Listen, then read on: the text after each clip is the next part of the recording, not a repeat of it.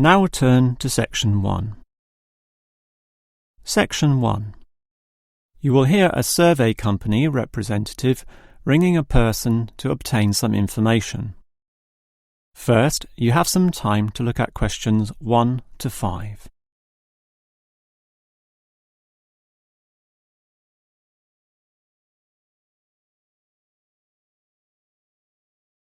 You will see that there is an example that has been done for you.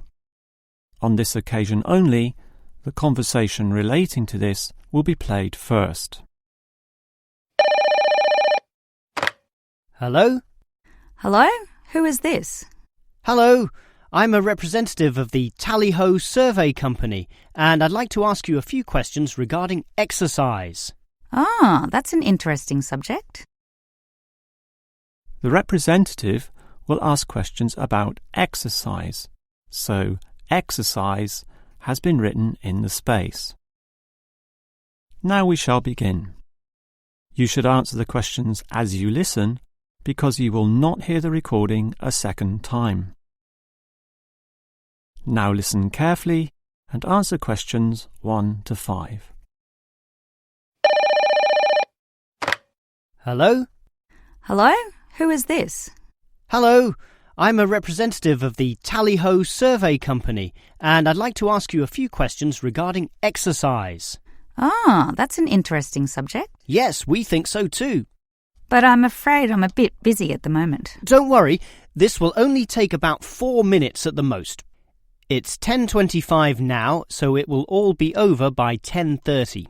Well, all right, if it's that short. It will be. So, one of the first things I need to know is where you are, that is, which suburb or area of the city. The last client was in Blackburn, for example. Blackburn, that's close to me. I'm in Box Hill. Another eastern suburb, then. I have a friend in Box Hill, too. Interesting place. Now, I need your approximate age for this survey. Are you younger than 20, between 20 and 29, 30 and 39, and so on? I'll turn 40 in a few months, so that puts me in the 40 to 49 age group. Well, that's in a few months, so right now you're in the 30 to 39. Oh, right, so put that then. OK. Now, I need to know your occupation. The last caller was a housewife, for example. The one before that, a teacher. I used to be a teacher too, teaching cookery. And now? Now you can just put domestic duties. Actually, I hope to begin a new job soon as a cook, but that won't be for some time yet. I have to wait for my husband's restaurant to open. Cook? That sounds interesting. But it's domestic duties for now. OK, that just leaves some information about your family. This is not obligatory at all, so if you don't want to answer, that's fine. What sort of information exactly? Oh, it's very broad.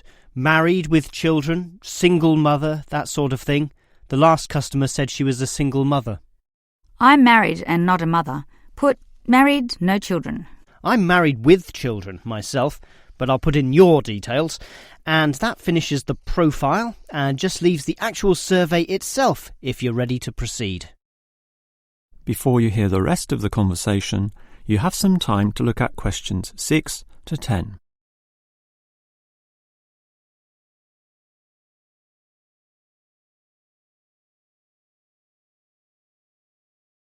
Now listen and answer questions 6 to 10. All right, let's begin the survey now about your exercise habits. I'm afraid I don't exercise much at all. Well, the main question is in what form you take your exercise, however little that may be. For example, in just cleaning. Do you clean the house? My husband does the cleaning, actually, but I walk to the supermarket and shops very often, up to 4 times a week. I'll put that then, unless there's something else. Nothing else, really. But I diet. I'm very strict about what I eat. Oh, and I do yoga, although that's not very energetic. More a form of relaxation and to tighten my muscles. They're both important, of course. But what about sport? Do you undertake any sporting activities? This could be very infrequent. In the past, for example. My husband plays basketball at the local school, and I sometimes watch. When he was younger, he was in a basketball team, but I never participated. Have you done anything at all? I used to hike in a nearby national park. Well, that's a definite physical activity, so I'll put that, but not basketball. All right, that just leaves future exercise intentions. Do you plan or expect to do, at some stage, any form of exercise? I once dreamt of doing modern dance, but that's never going to happen. Realistically, I'm thinking about going swimming at the local aquatic centre. Although my husband thinks we should just jog. I can't see myself doing that though. Too tiring. I can understand. I used to jog too, and it really makes you sweat. I'd say swimming's a much better option. But I'll be starting this job as a cook in my husband's restaurant. I imagine I'll be very tired doing all those late shifts. But if I have any energy left over, I might go to the aquatic centre to release some stress. All right, well, that's the end of the survey. Thank you very much for your time. That is the end of section 1. You now have half a minute to check your answers.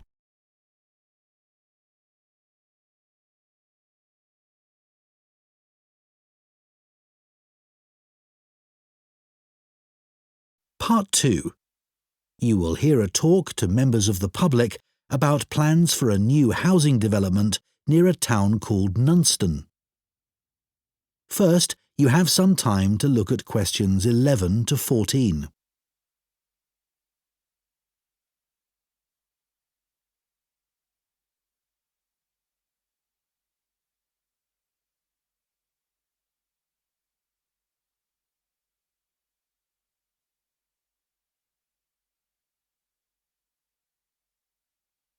Now listen carefully and answer questions 11 to 14. Hello everyone, it's good to see that so many members of the public have shown up for our presentation on the new housing development planned on the outskirts of Nunston.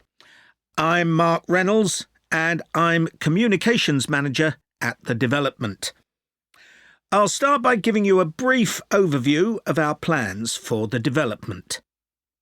So, one thing I'm sure you'll want to know is why we've selected this particular site for a housing development. At present, it's being used for farming, like much of the land around Nunston. But because of the new industrial centre in Nunston, there's a lot of demand for housing for employees in the region, as many employees are having to commute long distances at present.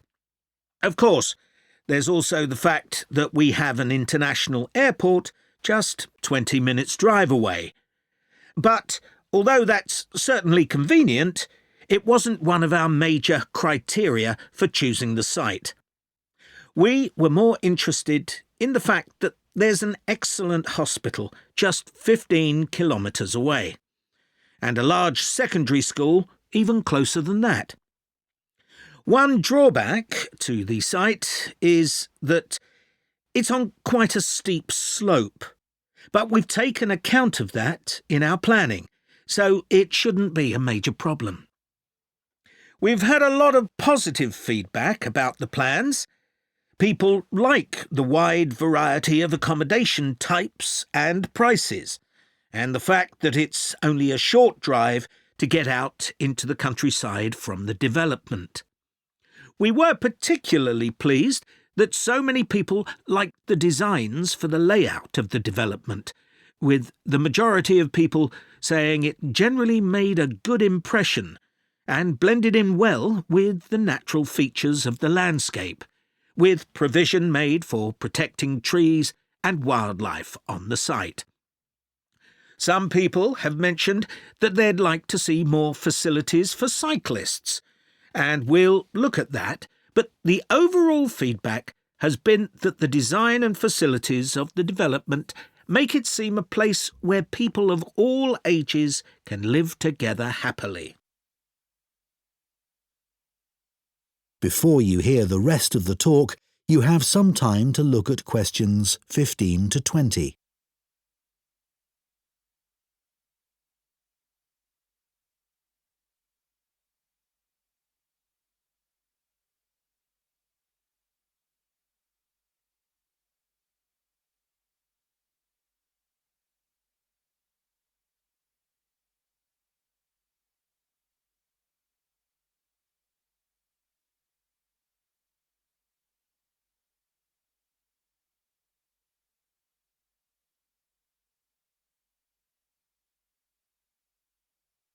Now listen and answer questions 15 to 20. OK, so I'll put a map of the proposed development up on the screen. You'll see it's bounded on the south side by the main road, which then goes on to Nunston. Another boundary is formed by London Road on the western side of the development. Inside the development, there'll be about 400 houses and 3 apartment blocks. There'll also be a school for children up to 11 years old. If you look at the south entrance at the bottom of the map, there's a road from there that goes right up through the development. The school will be on that road, at the corner of the second turning to the left. A large sports centre is planned with facilities for indoor and outdoor activities. This will be on the western side of the development, just below the road that branches off from London Road. There'll be a clinic where residents can go if they have any health problems. Can you see the lake towards the top of the map? The clinic will be just below this, to the right of a street of houses. There'll also be a community centre for people of all ages. On the northeast side of the development, there'll be a row of specially designed houses specifically for residents over 65, and the community centre will be adjoining this. We haven't forgotten about shopping. There'll be a supermarket between the 2 entrances to the development. We're planning to leave the 3 large trees near London Road, and it'll be just to the south of these. It's planned to have a playground for younger children. If you look at the road that goes up from the south entrance, you'll see it curves round to the left at the top, and the playground will be in that curve with nice views of the lake. OK, so now, does anyone have any questions? That is the end of Part 2. You now have 30 seconds to check your answers to Part 2.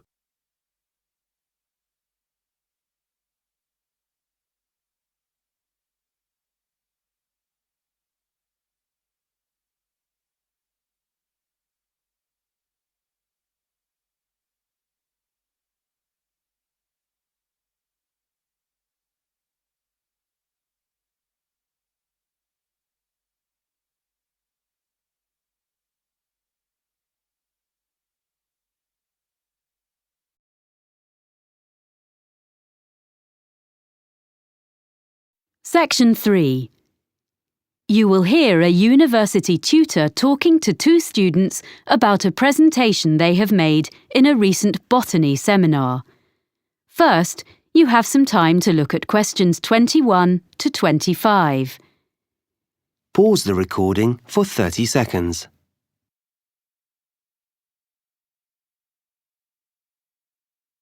Now listen carefully and answer questions 21 to 25. Well, Anita and Lee, that was an interesting presentation you made about John Chapman. Oh, thanks. There are a few points I'd like to run through before you write it up. One thing, which you didn't explain, was why you decided to do a presentation on this man who spread apple varieties across the US. Well, ages ago, we were chatting about stuff we'd read as children, and I told Lee the Johnny Appleseed story. I had these American storybooks when I was small. Then when we were looking into the area of domesticated species of plants for our presentation, we realised that the introduction of the apple with the settlers in the US would be a good case study. And I remembered Chapman, so we looked up the real guy behind the legend. Right. I think that would have made a good intro. I thought it was too personal. Just a couple of minutes would have drawn your listeners in. Anyway, now a more serious point. You didn't mention the sources of some of your information. We used some books and journal articles and did an internet search and found some good sites. We've put them on the back of the handout we gave everyone at the end. Oh, let me see. Oh, here it is. Johnny Appleseed, Man and Myth, 1967. Well, the thing is, you really have to make this explicit when you talk. And anything you show, data you project from your laptop, etc., you must have the source on it. Right, OK. At least you have got it all documented. I was a bit concerned about that. Sorry. Anyway, now the content of your talk. What your listeners wanted to understand was whether there were apples in the US before the Europeans started to live there. Well, you told us the early settlers had brought young apple trees, but that few of them had thrived because the climate was harsh. But what about native species? I don't think you were very clear about species already there. According to what I've read, there were some crab apples, but that was all. Everything that people now think of as traditional American apples was species that the Europeans either introduced or bred by chance. Because they tended to sow seeds rather than use grafting. Yes, quite. But what to me was fascinating, and I saw most members of your audience start to take notes, was when you discussed how the apple genes spread via the Silk Route into Europe from the wild apple woods of Kazakhstan. Yes, well, I'd like to have said more about the development of grafting in ancient China as a way of producing predictable varieties. It was so early in history. But it's the natural development of the original wild apple into new species that people wanted more about, which says a lot for your presentation. You enthused your audience. So now we need to discuss the form your follow-up work will take. Are you going to produce a paper? Or are you thinking of putting it all up on the department website?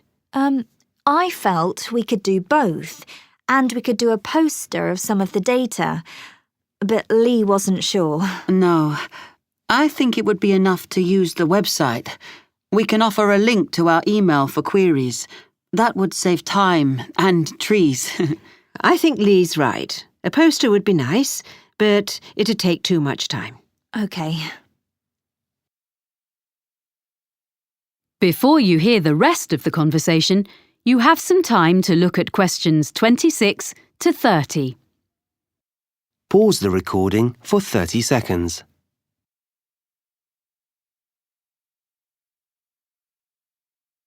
Now listen and answer questions 26 to 30.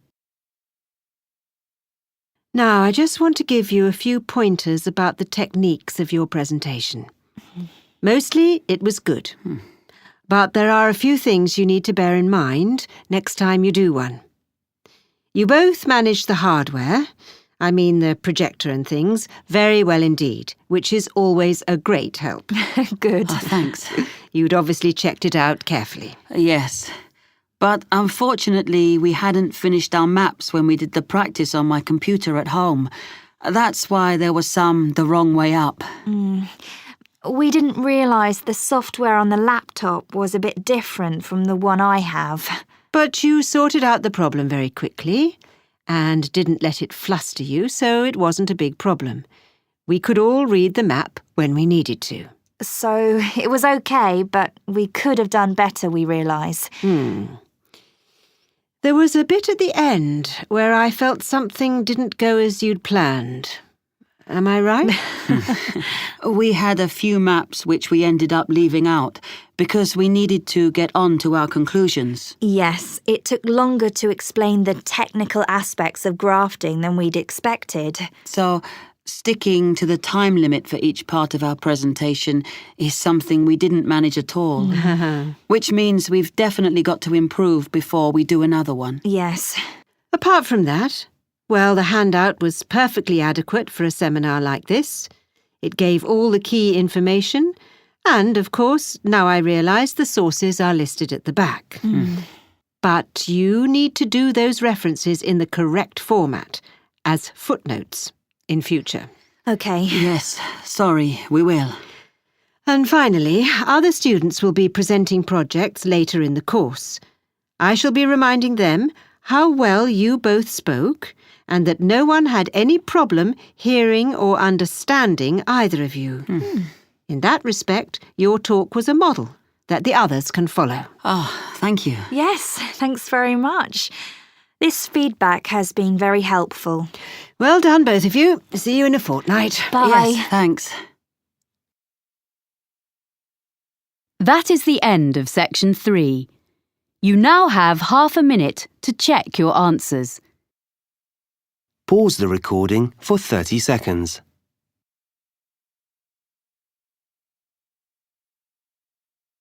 Now turn to section 4.